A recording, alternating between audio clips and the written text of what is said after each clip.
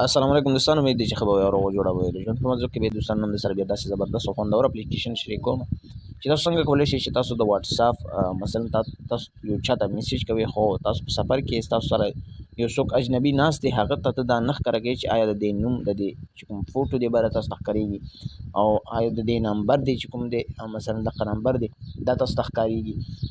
تاسو دا غواړئ چې د دې ته ښکاره نه شي او زه د په اسانه په طریقه سره دې کس له وایس وکړم، میسج دې وکړم په ټایپینګ باندې یا مثلا وایس، نو ډېر اسانه ویزي طریقه ده.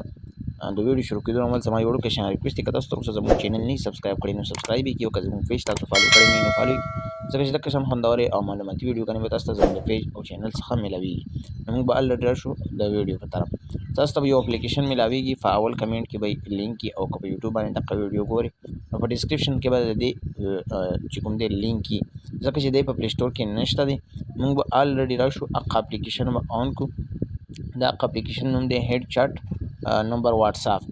دغه اپلیکیشن چې کله موږ آن کړو نو په دې کې دومره خاص نشته، بس صرف په دې ځای کې به تاسو ته سټاف کاري په دې به کلیک کړئ او دې به سټارټ کړئ. کله چې دې سټارټ شو نو دې به سټارټ باندې به کلیک کړئ نو بیرته به دې سټارټ شي. نو په دې ځای کې به تاسو دغه نشان راوړئ. ګوره دغه نشان ما په دې ځای کې پرېښودو، کله چې دې سټاپ کړئ نو دې ورک شي، سټارټ باندې کلیک کړئ نو دې ښکاره شي. نو الریډي به تاسو د دې ځای څخه راشي، بیا به راشي خپل واتس اپ. کله چې تاسو په ګاډي کې په سفر کې میسج چاله کوئ نو الریډي به تاسو چې چاله میسج کوئ نو په دې به کلیک کړئ. تاسو ته به راښکارېږي چې د دې فوټو د دې نوم د دې چې کوم بره نشان دی د یو کلیک سره چې کوم دی غیب شو. ګورئ تاسو ته ښکارېږي بره، نو دغه نشان چې کوم دی دا دې سره غیبېږي.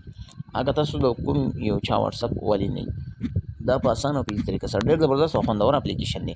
نو که ویډیو مې خوښه شوي لایک کمنټ شیر نه کړئ، د نورو ملګرو سره ضرور شیر کړئ.